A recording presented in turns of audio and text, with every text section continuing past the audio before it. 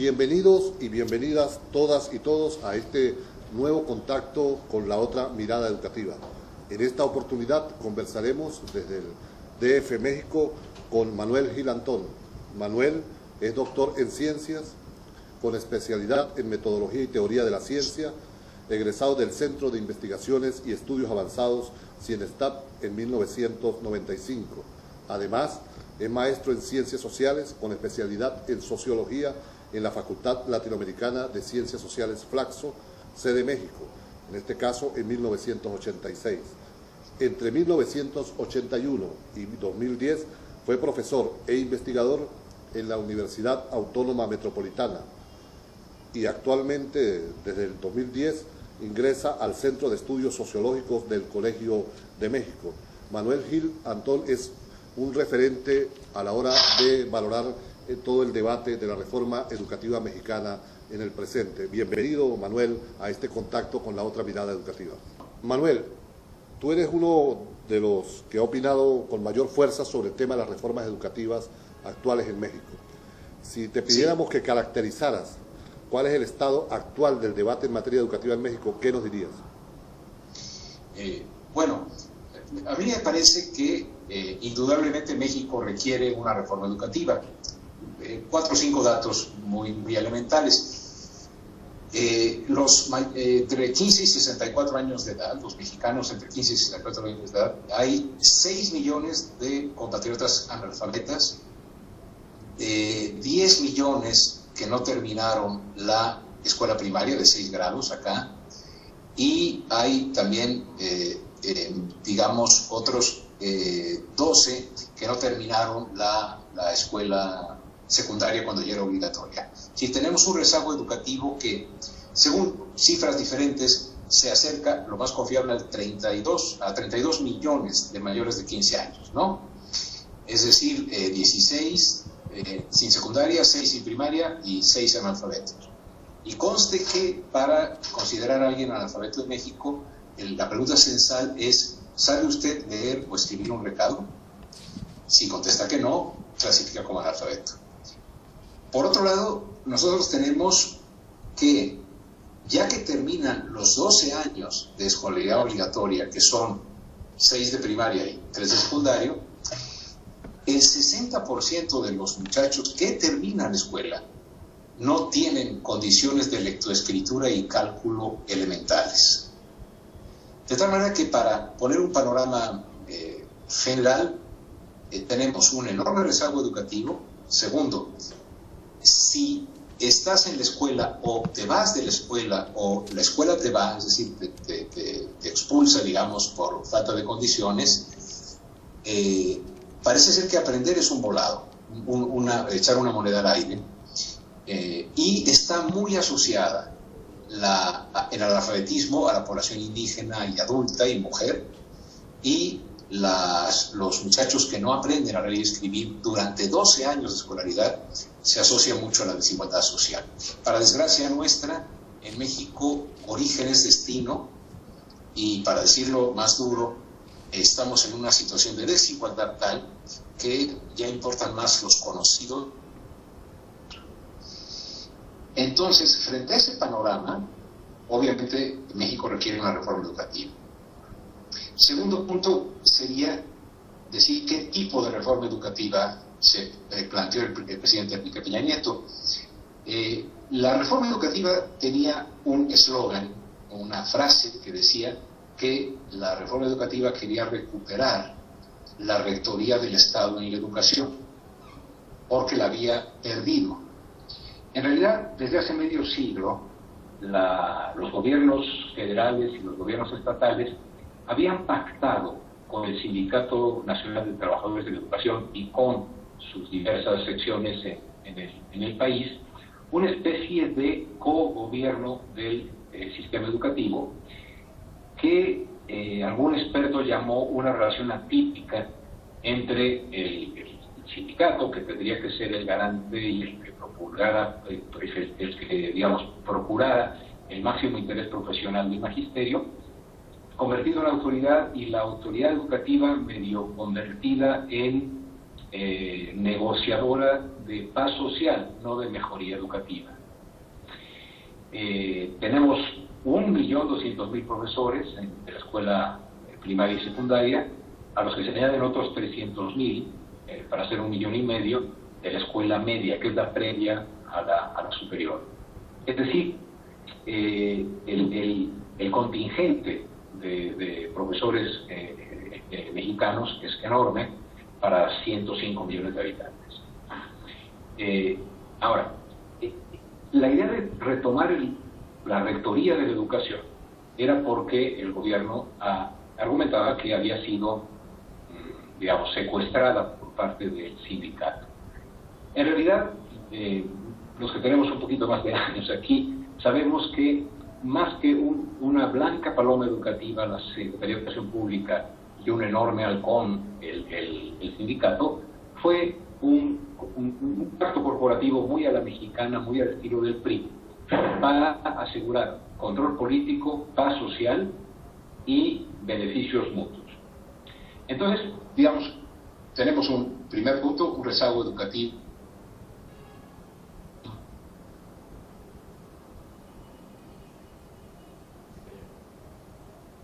del sindicato para la regulación de la escuela. Y tercero, tenemos un grave problema con un plan de estudios que es totalmente enciclopédico, en el que se premia responder y no se premia preguntar. Entonces, ante ese panorama urge una reforma educativa y este gobierno la emprende. Desde mi punto de vista, para llegar a la situación actual, la reforma arranca con una falla estructural. Y la falla estructural es que considera que si no la única, la principal razón por la cual el sistema educativo está mal, y por lo tanto la única o la principal solución para que esto mejore es evaluar a los profesores.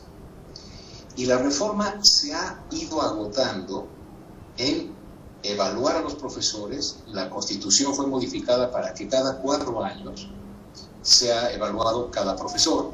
Esto, Luis, quiere decir que cada año el Instituto Nacional de Evaluación de la Educación tiene que dar los criterios para que luego la Secretaría de Educación Pública evalúe a 375,000 personas cada año.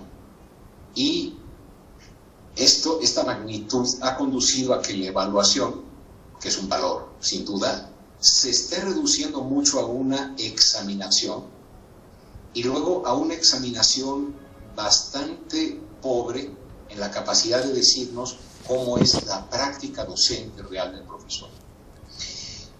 Hay otro argumento de la autoridad, que es, dado que los profesores son, vamos a decirlo en términos de orden jurídico, mientras que en un Estado de Derecho todo el mundo es inocente hasta que se demuestre lo contrario, esta reforma arrancó diciendo todos los profesores son una bola de flojos e ignorantes hasta que demuestren lo contrario en la evaluación. Por lo tanto, esta es una reforma que actuó con una enorme desconfianza en el magisterio, que como tú sabes, como todo nuestro auditorio sabe, sin el magisterio ninguna reforma educativa es posible. Entonces estigmatizó mucho a los profesores, los responsabilizó de todas las deficiencias educativas y estableció que si no se ingresa por examen o si no se aprueban o se consideran idóneas las calificaciones de las examinaciones, se puede despedir al profesor. Es decir, la evaluación, además de haberse reducido y haber sido solo ese factor, se convirtió en un acto muy punitivo, ante el cual los profesores, hombre, necesitan asistir para conservar su empleo, pero están tratando de eludir un obstáculo para continuar en el trabajo. Y en consecuencia, yo creo que la reforma llamada educativa en México es en realidad, a 3 años y fracción del inicio de la actual administración del presidente Peña Nieto, es una reforma a la administración de las posiciones y las plazas del magisterio, con base en una evaluación que considera si son o no idóneos, y esa evaluación tiene muchas posibilidades de no ser idónea para poder decir quién es idóneo en el trabajo en el aula. Sin embargo, la sociedad festeja mucho, y los medios de comunicación festejan mucho, que por fin haya una reforma educativa. Desde mi punto de vista, y lamentándolo mucho, me da muchísima pena si tuviese razón, aún no hay ningún planteamiento educativo, es decir, no hay ninguna propuesta de cuál es el horizonte educativo que este país necesita. Lo que sí hay es un sistema de control y vigilancia del magisterio con el que nunca se ha hablado. Se ha confundido al magisterio con el sindicato, se ha pactado con el sector sindicato del sindicalismo oficial y no se ha podido pactar con el sector, digamos, sindicalista más beligerante, que es conocido como la Coordinadora Nacional de Trabajadores de Educación, que es una fracción disidente del Sindicato Nacional de Trabajadores de Educación y que tiene básicamente mucha fuerza en Oaxaca, en Michoacán, en Guerrero y en el Distrito Federal. Yo diría, Luis, que por ahí va la cosa y por ahí está la cosa. ¿Por qué la resistencia de los docentes a las pruebas? ¿Se han dado ya casos de despidos o es simplemente una amenaza en el imaginario de resistencia a las pruebas? Yo tengo la sensación, no ha habido ningún despido todavía, sin embargo ha cambiado una cosa que no es menor. En México, una vez que tú terminabas la educación normal, que tiene el nivel de licenciatura en el país, obtenías, por haber egresado de una escuela normal, se forman profesores, no sé cómo sea en Venezuela el término, son instituciones especializadas en formar profesores. Una vez que terminabas esos estudios, tenías una plaza segura. Ahora, aunque termines la normal con calificación de 10, tienes que hacer un examen especial para el ingreso. Si lo apruebas, o si aquí se llama, si eres idóneo, estás 2 años y vuelven a hacerte un examen. Si lo apruebas, te quedas. Si no, te vas. Es decir, no te contratan como profesor. Y por el otro, o profesora. Y por el otro lado, a los que ya están, cada 4 años se les va a evaluar. Y si a la tercera ocasión que se les evalúe no son idóneos, no se les despide, porque sería contra la Ley Federal de Trabajo. Se hace una cosa, creo que es peor, que es como se le hacía a los curas que aquí en México llevaron la independencia, que se les raspaban las manos, porque se les quita de ser profesores, se les deja su sueldo y se les pone a trabajar de secretarias o de intendentes en la escuela, ¿no? O sea, se les degrada. Entonces, me parece que la resistencia es, uno, no ha habido una explicación, no ha habido una pedagogía en la explicación de los sistemas de evaluación. Segundo, la idea fundamental que se ha difundido es que la evaluación es para poder despedir al magisterio. Y tercero, como ya empezaron las pruebas a operar, te doy un ejemplo, ya hay razones para tener dudas. En uno de los primeros exámenes, Luis, y es una cosa que digo con mucha tristeza, se dijo que el 60% de los profesores ya activos no resultaron idóneos y que el módulo en el que más fallaron para no ser idóneos, para no aprobar el examen, fue el de compromiso profesional y ética. Ese es un estigma brutal contra el magisterio. Entonces yo me acerqué al Instituto Nacional de Evaluación de la Educación, en donde tengo a algunos colegas, y les pregunté, oigan, ¿cómo pueden medir con un examen de opción múltiple, de estos se llaman objetivos, si una persona tiene ética? Y ya le preguntamos si conoce las leyes. Entonces imagínate tú que te preguntan si te sabes el inciso H del artículo 75 y de ello derivan que no tienes ética. Esta reforma, yo siento que el magisterio está resistiendo, está inconforme con la forma de evaluación, porque la forma de evaluación, bueno, hay un sector que no quiere evaluación, porque lo que quiere es que nadie se meta con ellos y seguir con privilegios y prebendas, pero eso pasa en todos los gremios. Sin embargo, hay un sector muy amplio, yo diría mayoritario, que lo que dice es, tengo 30 años de dar clases, 25 años de dar clases, y me van a hacer un examen, digamos, en el que me van a preguntar aspectos que no tienen que ver con mi práctica en la Sierra de Puebla, trabajando en una escuela multigrado, ¿no? Me van a evaluar personas que nunca han dado clase. O sea, las 5 personas que son los consejeros directivos del Instituto Nacional de Evaluación de la Educación, pues no son profesores. Y no se ha acercado el instituto lo suficiente a conversar con los profesores, de tal manera que, digamos, es una reforma centralista, es una reforma que ubicó en un solo factor a los responsables del problema y una solución única, que es evaluarlos. No cambia el plan de estudios, no cambia la formación en las normales, no cambia el propósito educativo del país, hasta el punto, Luis, que en algún video que hace un par de años, quizá, yo, aquí en el colegio de México, me hicieron favor de filmar, yo decía que me parecía que la situación en México tenía digamos, se parecía a la situación en la cual hay un camión, un autobús, totalmente destrozado, con las llantas rotas, etcétera, los vidrios mal, la palanca de velocidades amarrada con un mecate, ¿no? Con una cuerda. El camino está lleno de baches y no hay puentes. Y pues llegan unos señores, digamos, que es el gobierno actual, y dice, vamos a arreglar este asunto. Y lo que vamos a hacer es ponerle corbata a los conductores y falda plisada a las profesoras, ¿no? ¿Qué quiero decir con esta alegoría?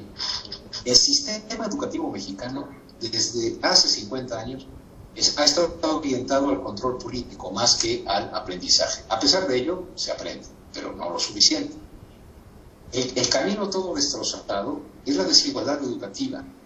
Antier, de esta fecha, digamos, en el mes de julio, digamos, en que estamos grabando, el Consejo Nacional de Evaluación de la Política Pública informó que en México el 53% de la población vive en pobreza y un 20% vive con hambre. La desigualdad en México es enorme, terrible. 10 familias concentran el 1% del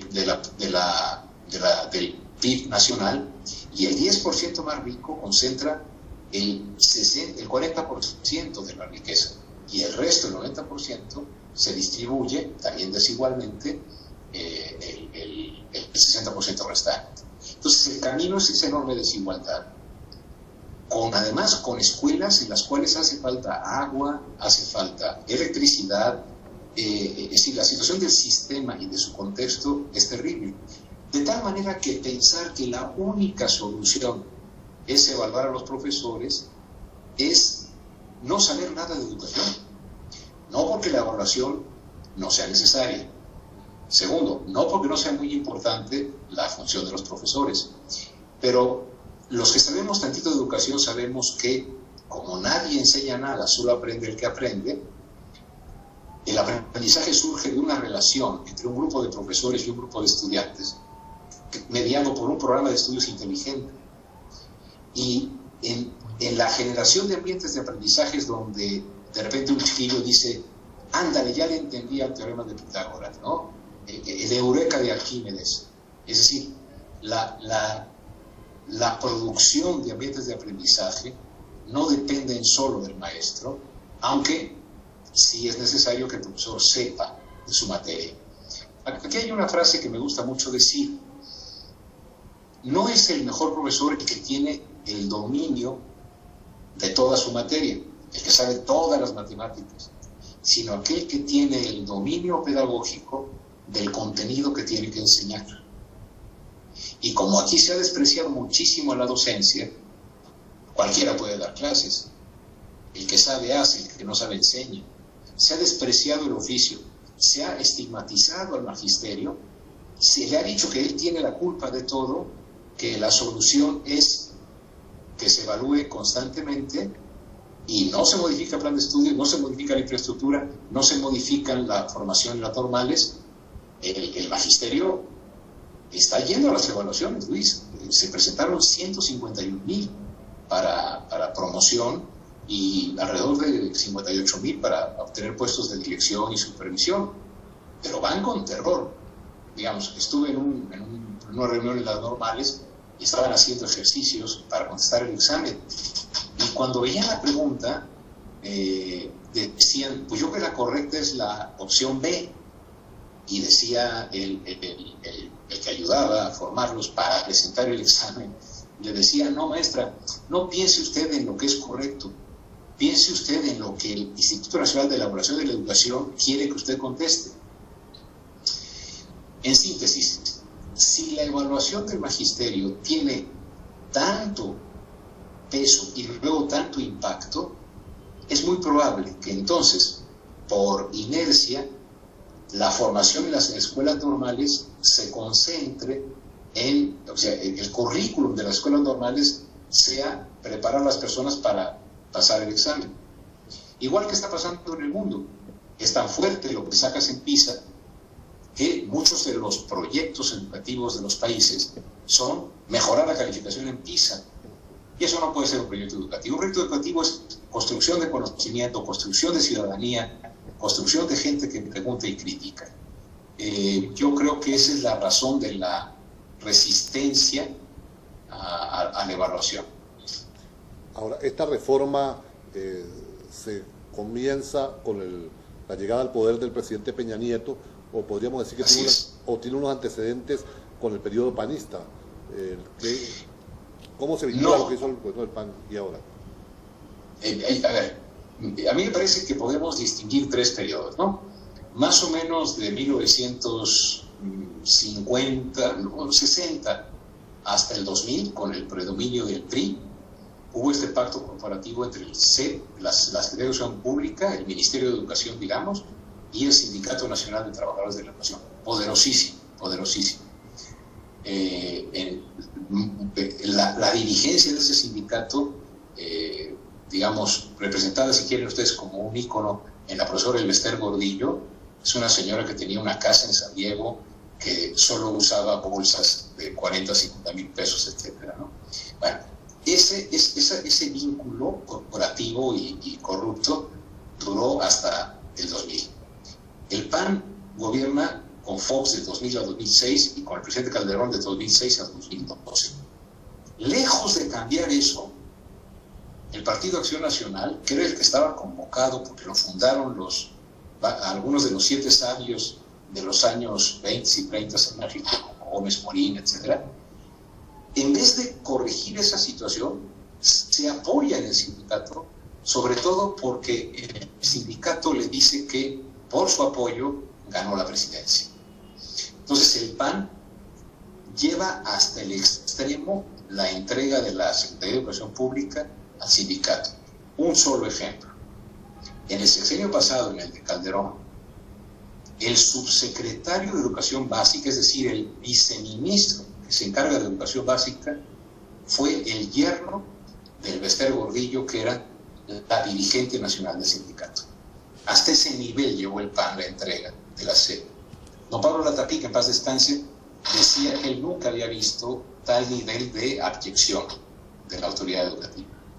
Y llega Peña Nieto, esta administración en la que retorna el PRI, y la primera reforma que hace es la reforma educativa. Entonces, en el contexto del Pacto por México, en que se hace reforma educativa, reforma energética, reforma a las comunicaciones, reforma laboral, etcétera, reforma fiscal, la reforma educativa tiene mucho consenso y se piensa que por fin se va a atender el problema educativo. Desgraciadamente, es una reforma en la que predominó el control político y no la imaginación pedagógica, y obviamente que también requería un oficio político. Insisto, Luis, hasta hoy, y doy mi palabra, no ha habido ninguna propuesta de modelo educativo renovado. Ninguna. En consecuencia, es una reforma administrativa, es una reforma política, es una reforma que está reconstruyendo la relación con el sindicato, que está tratando de modificar la relación con el sector más beligerante del CENTE, que es la coordinadora, pero no vemos horizonte educativo y es imprescindible. Ahora bien, se produce una redefinición de la estructura organizativa de la educación en México. Se separan, incluso con niveles de autonomía, la SEP, que es el equivalente en nuestros países al Ministerio de Educación, con el Instituto Nacional de Evaluación Educativa, pero también el Instituto de Formación de Docentes. ¿Tiene algún nivel de articulación en esas tres instancias o cada quien actúa realmente autónoma? ¿De quién dependen? ¿Cómo hacer una política integral para la reforma educativa? Bueno, yo creo que no hay que escatimar que la reforma otorgó autonomía, es decir, no depende de la SEP ni del sindicato, el Instituto Nacional de Evaluación de la Educación. Eso es un logro, no hay que escatimarlo. Segundo, generó una ley que se llama Servicio Profesional Docente. Es decir, se pensó que los profesores y profesoras deberían tener el estatus de profesionales, no de empleados del gobierno. Desgraciadamente esa ley sí tiene, no tiene un proyecto de carrera educativa, de carrera docente, de carrera académica, sino más bien establece los criterios de ingreso y permanencia, ¿no? Y luego, digamos, tenemos al sindicato. El sindicato, una vez que se ha puesto en la cárcel a la profesora Elester Gordillo, el sindicato oficial dice, no, espérate, yo colaboro con la reforma, ¿no? Y en la parte beligerante, sobre todo la sección 22 de Oaxaca, dice, aquí no se hace la reforma. Entonces, la relación entre el Instituto Nacional de la Evaluación, el Ministerio de Educación y la coordinadora del Servicio Profesional Docente podría ser mejor. Y no lo está haciendo porque la ley que aprobaron los diputados es una ley sumamente acelerada. Si tú tienes que evaluar cada año a 350,000 o 370,000 profesores y luego, 4 años después a los mismos, y tienes que evaluar y tienes que generar evaluadores que lean los programas de clase que los profesores presentan, que analicen las evidencias que envían de su actividad docente. Digamos, para decirlo en corto, como dice el profesor Alberto Arnaut, resultó que la reforma educativa destina 5 veces más dinero a evaluar al profesorado que a formarlo. 5 veces más. Se ha convertido en un fetiche la evaluación. Entonces, el Instituto Nacional de Evaluación de la Educación cree profundamente en la evaluación. Pero ese instituto está abocado a evaluar el sistema y solamente a vigilar los parámetros de la evaluación docente. Es el Ministerio de Educación el que evalúa a los docentes siempre y cuando apruebe los parámetros y lineamientos del instituto. El instituto aprueba los parámetros y ya la aplicación la hace la Secretaría de Educación Pública. Y luego mete a los profesores en ese servicio profesional de ingreso y permanencia. Me parece que está la ley articulada, pero está articulada sobre la base de que el único asunto que hay que hacer es evaluar a los profesores, y si no pasan la evaluación en 2 años, los nuevos se van, y si no, los quitamos de dar clase. Ayer el doctor Ángel Díaz Barriga, que es un pedagogo que respetamos mucho, me decía, Manuel, es como si el sistema de salud dijera, vamos a cerrar los hospitales y con el dinero que gastamos en los hospitales vamos a poner en cada esquina un centro de diagnóstico de análisis de sangre. O sea, la evaluación en México no se va a mejorar a base de examinaciones y de diagnósticos. Ningún niño enfermo se ha curado porque le pongas 30 veces el termómetro. En todo caso, la evaluación te puede servir para saber, en el caso de la salud, cómo atender y qué problema de salud tiene o qué problema de enfermedad tiene la persona. Del mismo modo, si la evaluación fuese concebida como un instrumento para la mejora, y también que el que no se comprometa se vaya, yo estoy de acuerdo que el que no trabaje, que no siga trabajando, sobre todo haciendo daño a la niñez. Digamos, si la evaluación tuviera un sentido más que punitivo, formativo, impulsor de programas de actualización, etcétera, me parece que sería una reforma con más futuro. Hasta el momento no ha sido así. Tu pregunta expresa, Luis, es si están bien coordinados. Yo digo que sí, pero están bien coordinados en una simplificación. Todo depende de los profesores y las profesoras. No importa la infraestructura, no importa los programas de estudio, no importa nada más que el profesor sea un profesor que podría sacar 10 en Finlandia.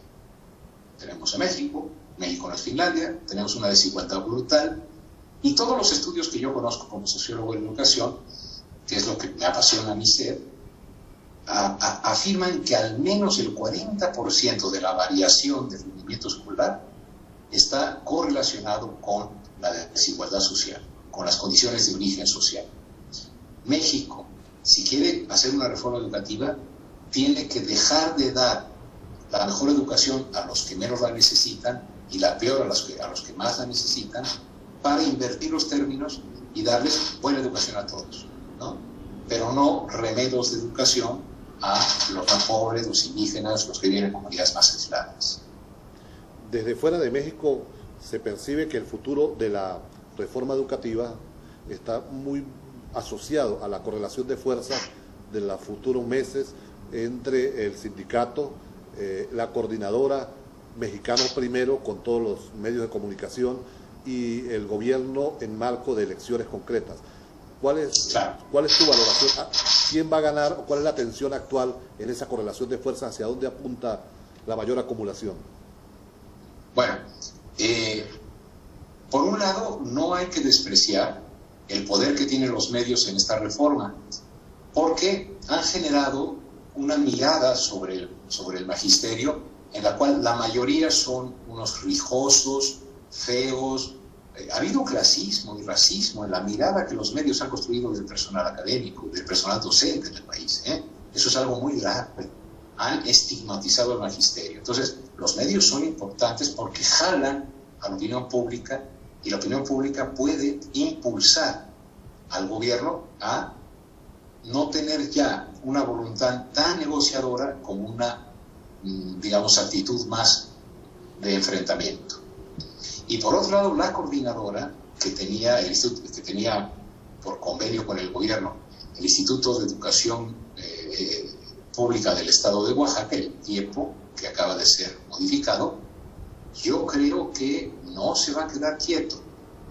De tal manera que creo que la prueba de fuego es si arrancan las clases a tiempo en Oaxaca, habrá esta correlación de fuerzas del gobierno y de los medios, habrá, digamos, logrado su cometido. Por otro lado, si no arranca y se genera una huelga, si no nacional, por lo menos sí, en los estados en donde la coordinadora tiene influencia, que son cerca de, ¿qué diría yo?, un 25% del total de profesores, estaríamos en un problema en el cual el gobierno tendría que ver si busca una negociación o, me imagino que no lo haría, o resuelve el asunto por la vía de la fuerza. El ministro de Educación insiste en que tiene, y también el gobernador de Oaxaca dice, no importa que los profesores no se presenten a clase, tenemos un contingente de 10,000 profesores interinos que los pueden sustituir. Sí, pero los profesores de la coordinadora van a tomar las escuelas. No es que no vayan a estar en la escuela. Yo, Luis, diría que poco tiempo de vivir el que no vea un desenlace, y ese desenlace me parece que tiende a la confrontación. Ya ves que es siempre mejor ser historiador que profeta, o como decían algunos amigos con mucha simpatía, prever es difícil, sobre todo si se trata del futuro, que es una buena broma. Pero yo percibo, me puedo equivocar, ojalá me equivoque, percibo que vamos hacia una confrontación, pero que esa confrontación va a tener un problema. El estado de Oaxaca tiene elecciones de gobernador en 2016. ¿Le conviene un conflicto a la estabilidad del estado? Luego, el país está teniendo fallas, por ejemplo, y aunque parece que no tiene que ver, digamos, el escape del Chapo, sí se enteraron, ¿no?, de que el capo de la droga en México huyó del penal de máxima seguridad del país por un túnel de un kilómetro y medio, lo cual hace pensar en una enorme complicidad. Si en un país en el que hay pruebas de que el presidente y el secretario de Hacienda obtuvieron, digamos, casas con muchas facilidades por parte del principal contratista del gobierno, un país en el que pueden asesinar a 43 muchachos normalistas hace 7 meses y no haber resuelto un crimen de lesa humanidad como ese. Es decir, en un país que además luego pone lo que llama ronda cero, es decir, pone a disposición de compañías internacionales la explotación petrolera y se presentan dos.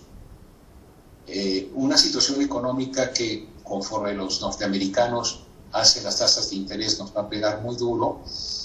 Es decir, con un gobierno que tiene tantos frentes abiertos, me imagino que este frente de la coordinadora no va a poderse resolver del todo por la vía de la fuerza o por la vía del ejercicio, digamos, de despedir a 10,000 profesores. Si tú despides a 10,000 profesores en Oaxaca, tienes un problema social, ¿no? Entonces, ¿cómo hacer para que en estas 3 semanas que faltan los profesores de Oaxaca se convenzan que esta reforma es positiva, que la evaluación es formativa, que no es punitiva? Creo que no hay tiempo. Y bueno, insisto, poco vivirá el que no esté para ver el resultado. Precisamente la desaparición de los muchachos de Ayotzinapa, los 43 normalistas, aparece también asociada al cuestionamiento a un modelo de escuelas normales rurales. Por supuesto. Además, México es tan diverso, Luis, que tú tienes en el estado de Oaxaca condiciones de vida, digamos, del siglo XVII. O sea, hay una pobreza brutal, ¿no? En esas comunidades el profesor juega un papel muy distinto al que juega en la colonia del Valle de clase media aquí en la Ciudad de México, porque ese profesor en esa pequeña comunidad en que hay hambre, etcétera, es un líder social que lo que busca es que la educación transforme la realidad más en la lógica de un activismo político que de una gran concentración en el aprendizaje, digamos, de las fracciones o de las ecuaciones de primer grado, ¿no? Pero ese sector está convencido que la función del magisterio es transformar la realidad a través de la acción política. Entonces, tienes otro sector de la coordinadora que yo creo que es, digamos, pragmáticamente lo que busca es conservar prebendas y privilegios. Hay otro sector de la coordinadora que, esto es bien interesante, la propia coordinadora, si 1.200.000 son muchísimos, la propia coordinadora también es muy diversa. Un consejero o consejera, para no dar su nombre ni indicios, porque no me lo permitió, del Instituto Nacional de Evaluación de la Educación, me dijo que recibió un proyecto de reforma educativa para Oaxaca hecho por profesores de la sección 22, de esta sección beligerante, que dice que es espléndido. No se puede decir en público. Yo sí lo digo en público porque me da la impresión de que con esto ayudamos a comprender que la sección 22 y la propia coordinadora son muy diversos. Entonces, digamos, la tendencia, por ejemplo, a ahogar económicamente a las normales rurales se asocia también con que las normales rurales privilegiaron, digamos, la lucha política sobre la actividad pedagógica. Desde el punto de vista, digamos, de la función de la escuela en una sociedad moderna, eso está mal. Desde el punto de vista de la función de la escuela en una sociedad premoderna, llena de caciques y injusticia, quizás haya que comprenderlo. No lo afirmo. Lo que creo es que como sociólogo me toca a mí tratar de entender por qué miles de profesores en las comunidades oaxaqueñas o de Michoacán o de Guerrero están dispuestos a ponerse frente al ejército y decirle, a ver, quítame. Porque creo que están, además, suponen que esta es una reforma privatizadora, suponen que esta es una reforma que tiene como objetivo despedir a los profesores politizados. En otras palabras, Luis, tenemos, creo, una reforma mal pensada desde mi punto de vista, muy apresuradamente echada a andar, muy mal explicada a los actores. No hay socios en el magisterio que estén entusiasmados por la reforma, más bien se están acomodando a la reforma, porque también México ha tenido revoluciones educativas, reformas educativas. Los profesores un año son piagetianos o constructivistas y les dan un curso de 15 días, y entonces son piagetianos, y el año siguiente les dan un curso de 15 días y tienen que enseñar por competencias. Es decir, el gran actor de una reforma educativa, que es el magisterio, y sobre todo ese sector del magisterio que tiene ideas, que tiene experiencia, que está comprometido, que nunca falta, etcétera, que es muy grande, ese no se siente convocado. Y en consecuencia, no será beligerante, no tomará casetas de los peajes, no bloqueará carreteras, pero no está entusiasmado, Luis. Y si volvemos a lo que dije al principio, de que el problema educativo en el país es enorme, es una gran tristeza que esta reforma educativa, que tú sabes, para tener un proyecto de reforma educativa tienes que generar mucha energía social que diga, vamos, ¿no? Si esta reforma fracasa, me parece que vamos a tener dificultades para volver a tener una energía social equivalente. Habrá quizá, si fracasa, y ojalá esté equivocado, pero por lo que yo veo, creo que tengo algo de razón, se habrá dilapidado el capital político que había para una reforma necesaria. Hay quienes señalan, Manuel, para ir cerrando la entrevista, que en México se está intentando proponer un modelo de reforma educativa que sustituya al modelo chileno por el modelo del siglo XXI de reformas neoliberales, que lo que está en juego es eso, una apuesta por construir un modelo para trasladarlo luego al resto de América Latina y el Caribe. Desde esa perspectiva, te pido que ahora te coloques en el rol de asesor.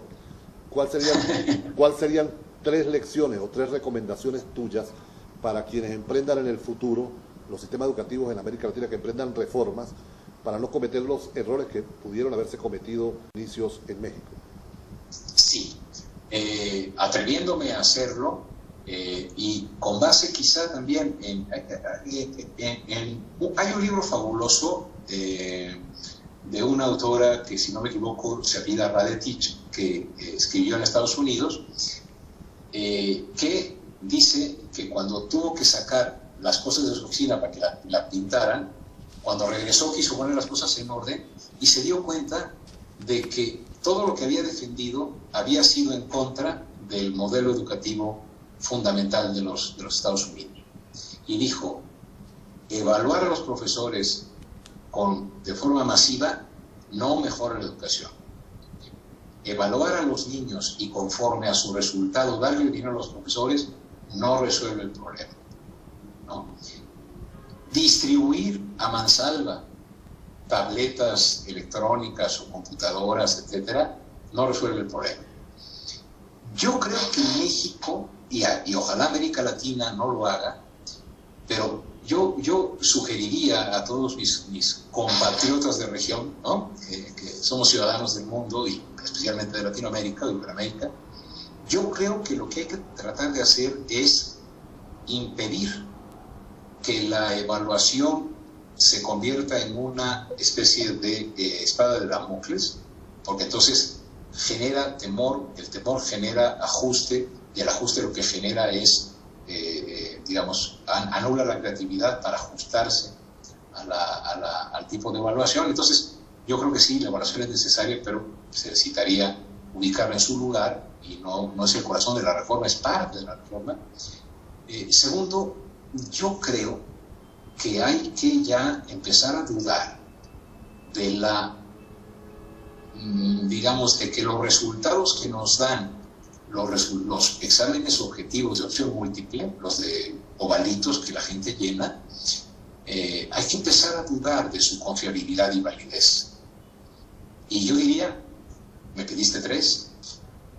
Yo creo que la mejor reforma educativa es aquella que se emprende descentralizando, o sea, ubicando espacios, digamos, socioeducativos, en los cuales sea posible que los profesores conversen, reconozcan sus problemas, generen propuestas desde abajo, porque desde arriba, desde la centralización del proceso de reforma y desde la copia de modelos, curiosamente, ya abandonados por esos países, no vamos a prosperar. A mí siempre me pareció que México siguió las recetas del consenso de Washington muchísimo más que Washington y todos los que lo firmaron.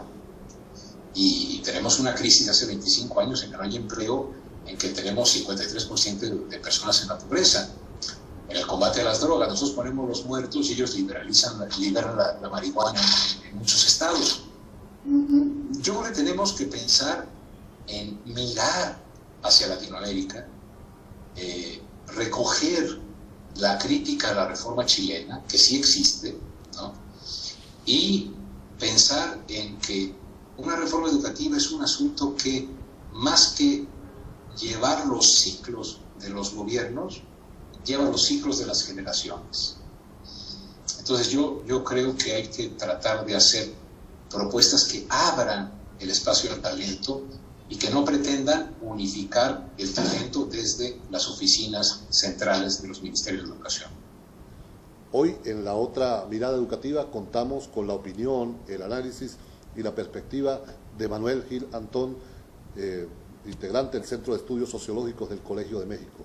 Gracias, Manuel, por tu opinión, por tu tiempo y por la claridad con la cual nos has aproximado a la reforma educativa mexicana. Luis, muchas gracias a ustedes, y yo pondría un horizonte político y ético, que en nuestros países no valga más tener conocidos que conocimientos. Si ese es el objetivo de una reforma educativa, creo que tenemos una proyección política y ética que va más allá de PISA, más allá de los exámenes de objetivos, etcétera, y que construye ciudadanía. Porque si algo necesitamos en nuestros países es incrementar la ciudadanía para poder ser más críticos de los proyectos económicos tan desiguales que tenemos. Muchas gracias, Manuel. Un fuerte abrazo. Al contrario, un fuerte abrazo. Muchas gracias.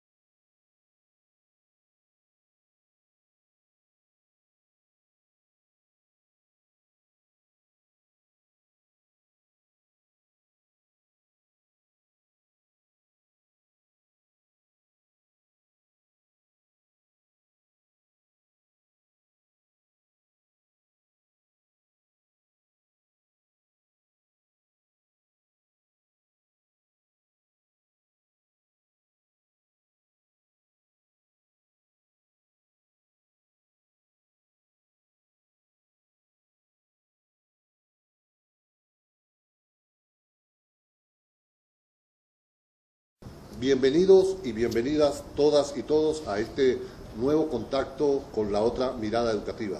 En esta oportunidad conversaremos desde el DF México con Manuel Gil Antón. Manuel es doctor en ciencias, con especialidad en metodología y teoría de la ciencia, egresado del Centro de Investigaciones y Estudios Avanzados CIENESTAP en 1995. Además, es maestro en Ciencias Sociales con especialidad en Sociología en la Facultad Latinoamericana de Ciencias Sociales Flaxo, sede México, en este caso en 1986.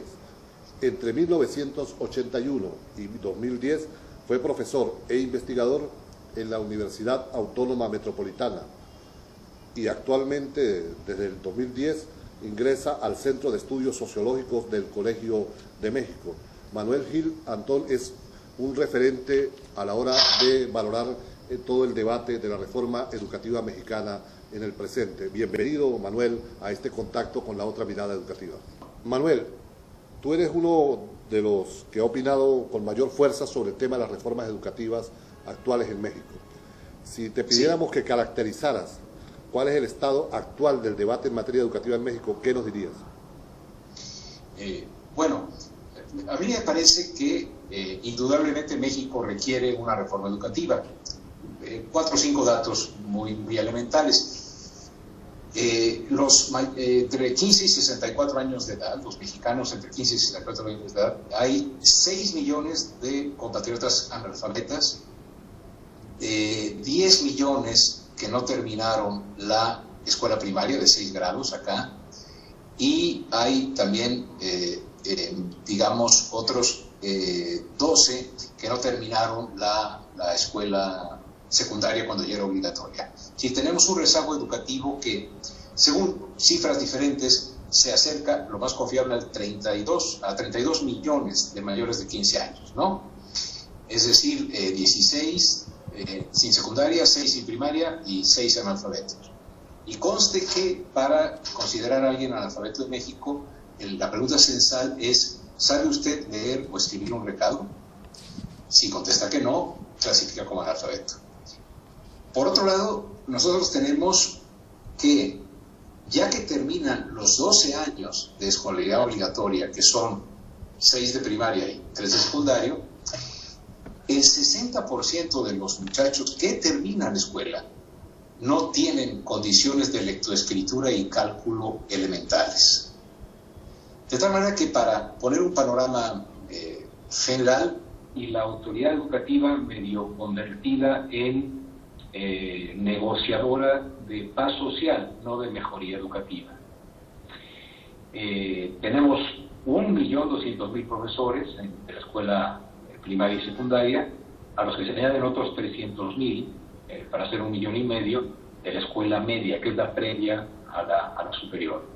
Es decir, el contingente de profesores mexicanos es enorme para 105 millones de habitantes. Ahora, la idea de retomar la rectoría de la educación era porque el gobierno argumentaba que había sido, digamos, secuestrada por parte del sindicato.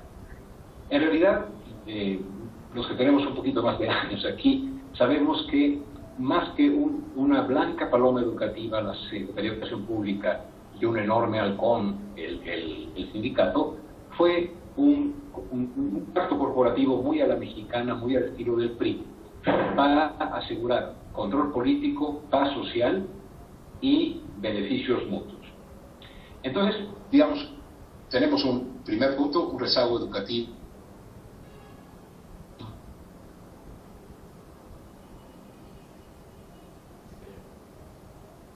El sindicato para la regulación de la escuela. Y tercero, tenemos un grave problema con un plan de estudios que es totalmente enciclopédico, en el que se premia responder y no se premia preguntar. Entonces, ante ese panorama urge una reforma educativa, y este gobierno la emprende. Desde mi punto de vista, para llegar a la situación actual, la reforma arranca con una falla estructural. Y la falla estructural es que considera que, si no la única, la principal razón por la cual el sistema educativo está mal, y por lo tanto la única o la principal solución para que esto mejore, es evaluar a los profesores. Y la reforma se ha ido agotando en evaluar a los profesores. La Constitución fue modificada para que cada 4 años sea evaluado cada profesor. Esto, Luis, quiere decir que cada año el Instituto Nacional de Evaluación de la Educación tiene que dar los criterios para que luego la Secretaría de Educación Pública evalúe a 375,000 personas cada año. Y esta magnitud ha conducido a que la evaluación, que es un valor sin duda, se esté reduciendo mucho a una examinación, y luego a una examinación bastante pobre en la capacidad de decirnos cómo es la práctica docente real del profesor. Hay otro argumento de la autoridad, que es dado que los profesores son, vamos a decirlo en términos de orden jurídico, mientras que en un Estado de Derecho todo el mundo es inocente hasta que se demuestre lo contrario, esta reforma arrancó diciendo todos los profesores son una bola de flojos e ignorantes hasta que demuestren lo contrario en la evaluación. Por lo tanto, esta es una reforma que actuó por una enorme desconfianza en el magisterio, que como tú sabes, como todo nuestro auditorio sabe, sin el magisterio ninguna reforma educativa es posible. Entonces, estigmatizó mucho. Tenemos un enorme rezago educativo. Segundo, si estás en la escuela o te vas de la escuela o la escuela te va, es decir, te expulsa, digamos, por falta de condiciones, parece ser que aprender es un volado, echar una moneda al aire, y está muy asociada el analfabetismo a la población indígena y adulta y mujer, y los muchachos que no aprenden a leer y escribir durante 12 años de escolaridad se asocia mucho a la desigualdad social. Para desgracia nuestra, en México, origen es destino, y para decirlo más duro, estamos en una situación de desigualdad tal que ya importan más los conocidos. Entonces, frente a ese panorama, obviamente México requiere una reforma educativa. Segundo punto sería decir qué tipo de reforma educativa se planteó el presidente Enrique Peña Nieto. La reforma educativa tenía un eslogan, una frase que decía que la reforma educativa quería recuperar la rectoría del Estado en la educación, porque la había perdido. En realidad, desde hace medio siglo, los gobiernos federales y los gobiernos estatales habían pactado con el Sindicato Nacional de Trabajadores de la Educación y con sus diversas secciones en el país, una especie de cogobierno del sistema educativo que algún experto llamó una relación atípica entre el sindicato, que tendría que ser el garante y el que procurara, digamos, procurara el máximo interés profesional del magisterio, convertido en autoridad